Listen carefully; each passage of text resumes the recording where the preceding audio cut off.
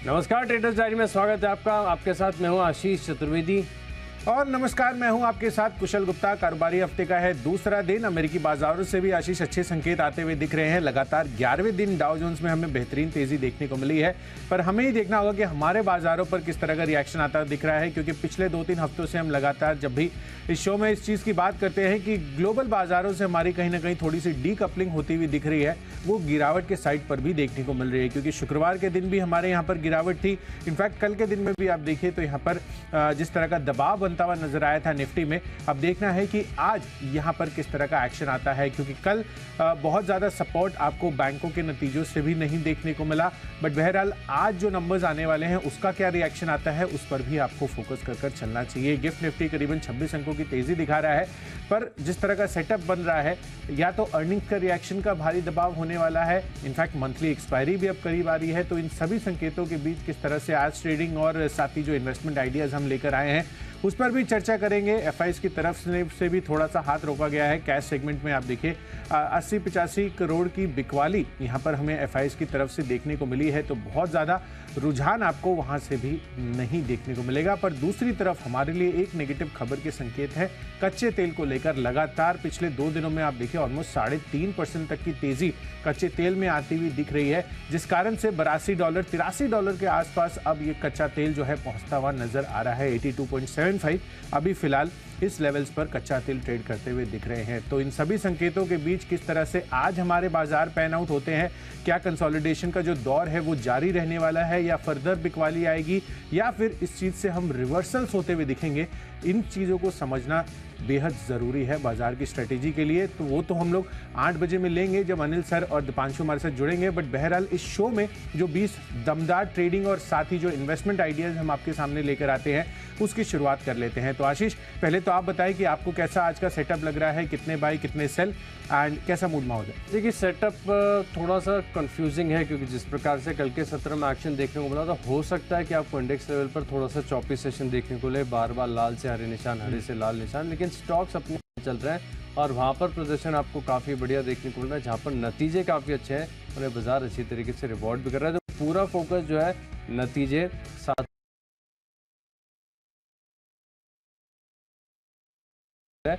हालांकि result specific approach है तो उसके ऊपर ही फोकस रहेगा। तो इस फोकस की कर लेते हैं शुरुआत। कुशल, सबसे पहले जो है कैटेगरी हमारी कैश की है, इसी के साथ कर लेता हूं शुरुआत। और मैंने जो पहला स्टॉक चुना है वो है केमिकल स्पेस से आरती सर्फेक्टेंट्स। यहाँ पर आपको करनी चाहिए खरीदारी। स्टॉक अगर आप देखें तो नतीजों से पहले बिल्कुल भी नहीं चला है, काफ़ी सीमित दायरे में कर रहा है कारोबार। लेकिन खास बात ये यहाँ पर जो नतीजे है, मैं ये नहीं कहूँगा कि नतीजे काफ़ी बड़े आएंगे, क्योंकि थोड़े से टॉप लाइन में हल्की सी यहाँ पर नरमी देखने को मिली है। बाकी कामकाजी मुनाफा अगर आप देखें, एबिटा देखें, मुनाफा देखें, यहाँ पर ग्रोथ देखने को मिली है। साल दर साल तो ग्रोथ है ही है, लेकिन अगर आप क्वार्टर यानी सीक्वेंशियली भी अगर आप देखें तो नतीजे जो हैं अच्छे, स्थिर और बढ़िया ही माने जाएंगे। तो इसके चलते मैं मान रहा हूँ कि रिजल्ट स्पेसिफिक एक्शन यहाँ पर आपको देखने को मिल सकता है।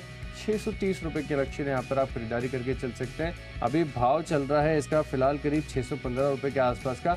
आप इसको थोड़ा सा ना एडजस्ट कर लीजिए, 615 के करीब चल रहा है। आप 610 रुपये का मैक्सिमम, 5-8 रुपये से ऊपर का रिस्क स्टॉक में नहीं लेना है। और एक और खासियत ये भी है कि अगर बहुत गैप से खुल जाए तो भी एक बार के लिए छोड़ दीजिएगा, और एक्शनेबल ट्रेडिंग आइडियाज़ हम आपके लिए शेयर करेंगे। लेकिन 610 का जो स्टॉप लॉस है ये आप सिस्टम में कर लीजिए रिकॉर्ड। 630 के टारगेट के लिए आरती सर्फेक्टेंट्स क्वार्टर और साल दर साल दोनों हिसाब से देखें तो नतीजे काफ़ी स्थिर आएंगे। बिल्कुल। तो आरती सर्फेक्टेंट्स जिस तरह से आंकड़े आते हुए दिखें उस चीज़ को ध्यान में रखते हुए आज आप इस पर प्ले कर चल सकते हैं। बट 610 रुपये का स्टॉप लॉस, ये चीज़ आपको ध्यान रखनी है। आपकी स्क्रीन पर भी अब ये फ्लैश होता हुआ दिख रहा है। चलिए, इसी के साथ साथ कैश मार्केट में मेरी तरफ से जो पहला कॉल है वो है आईएफएल सिक्योरिटीज़ का। यहाँ पर भी नंबर्स के लिहाज से काफ़ी अच्छा प्रदर्शन देखने को मिल रहा है। खासकर टॉप लाइन देखिए 40% ग्रो कर 409 करोड़। कामकाजी मुनाफा 48% की ग्रोथ रही है। इस वजह से मार्जिन 32% से इंप्रूव होकर 33.7% पर कंपनी ने क्लॉक इन किया, और मुनाफा भी 71% की ग्रोथ दिखा रहा है। 74 करोड़ पर अब कंपनी अपना मुनाफा भी दर्ज करती हुई दिख रही है। तो सभी पैरामीटर्स कंपनी के काफ़ी अच्छे रहे हैं इस तिमाही में। इस वजह से आईएफएल सिक्योरिटीज़ खरीदारी करके चलिए। कल के दिन में ऑलमोस्ट फ्लैट क्लोजिंग होती हुई दिखी थी। नंबर्स का रिएक्शन आज यहाँ पर इस काउंटर पर आता हुआ दिख सकता है। तो 68 रुपये के टारगेट के लिए यहाँ पर आपको बने रहना है, खरीदारी करके चलिए 63 रुपये के स्टॉप लॉस के साथ। चलिए, कैश सेगमेंट की तो बात हो गई है, अब डेरिवेटिव स्पेस की तरफ बढ़ते हैं।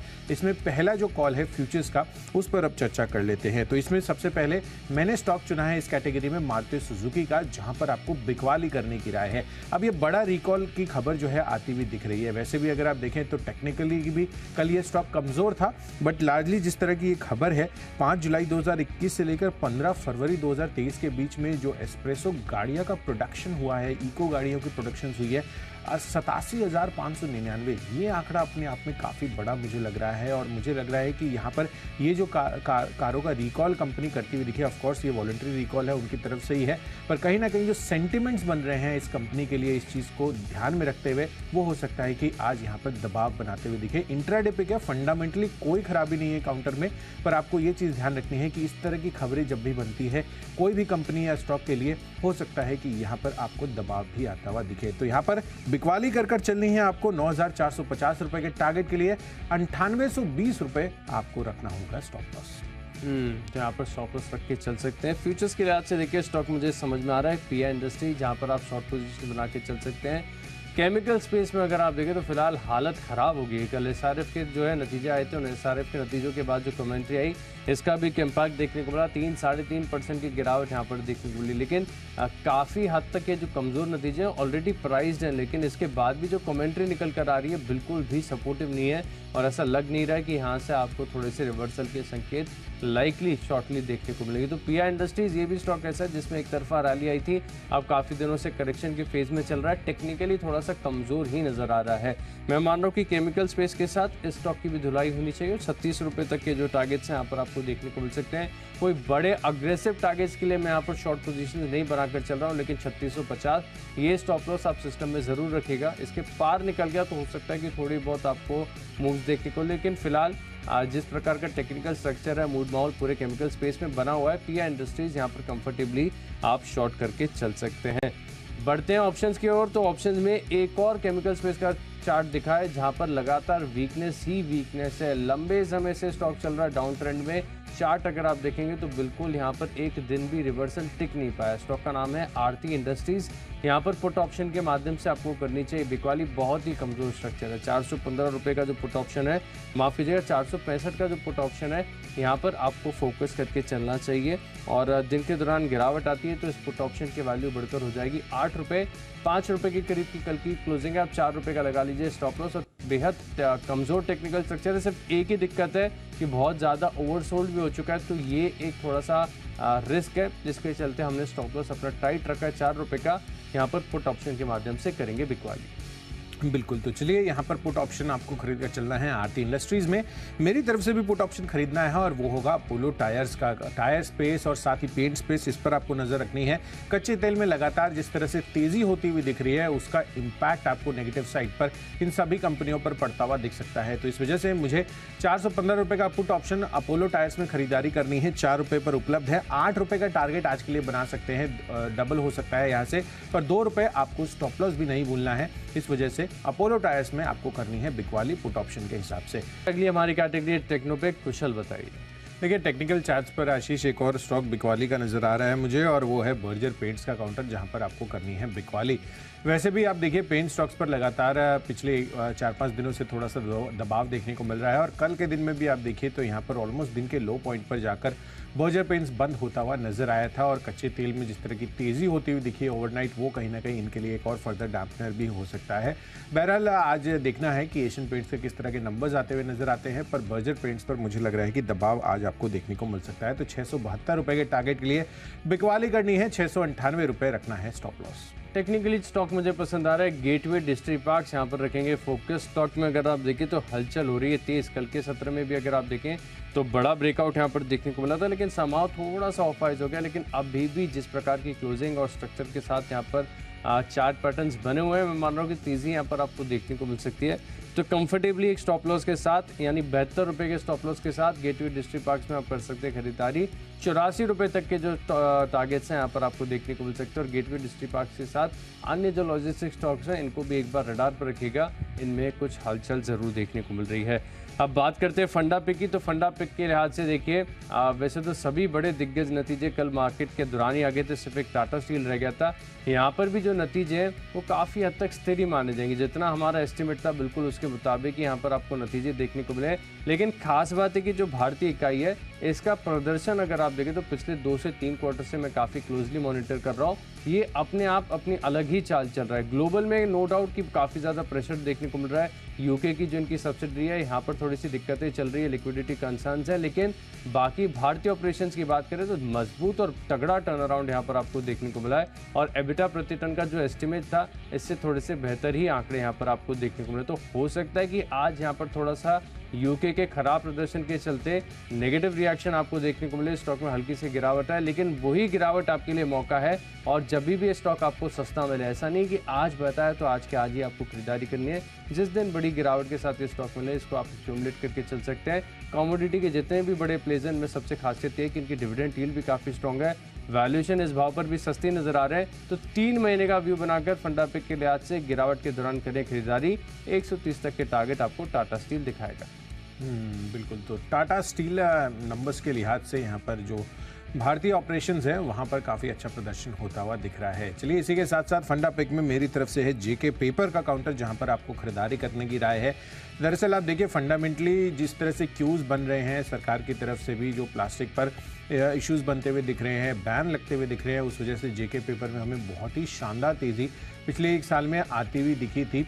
पर उसके बाद ये कूल ऑफ होता हुआ दिखा और ऑलमोस्ट अब 52 वीक लो के आसपास ट्रेड करते हुए दिख रहे हैं। पर कल मार्केट आवर्स के बाद इसके नंबर्स आते हुए दिखे हैं और वहाँ पर शानदार प्रदर्शन देखने को मिल रहा है, जिसके अंतर्गत कंपनी की जो मार्जिन्स हैं वो 30.1% पर आ रही है। मुनाफे में लगभग 19% की ग्रोथ दिखाकर 313 करोड़ पर कंपनी ने मुनाफा भी दर्ज किया है। अब आप रिटर्न ऑन इक्विटी के हिसाब से देखेंगे तो 34% की आरओई ऑलरेडी कंपनी देती हुई दिख रही है। और सबसे एस्टैब्लिश्ड नेम अगर आप पेपर इंडस्ट्री में देखेंगे अभी जो लिस्टेड स्पेस में है वो है जेके पेपर का काउंटर। तो क्लियरली यहाँ पर इनके लिए आगे चलकर अच्छे फैक्टर्स बन सकते हैं अगर जिस तरह की क्यूज इनके हैं फंडामेंटली वो बेहतर होते हुए दिखे। पर आप पोर्टफोलियो पिक के लिहाज से जेके पेपर पूरे अगर आप इंडस्ट्री पर बेट करना चाहते हैं तो इससे बेहतर विकल्प नहीं है आपके पास। अगले 12 महीनों में 370 रुपए के टारगेट जेके पेपर आपको दिखा सकता है।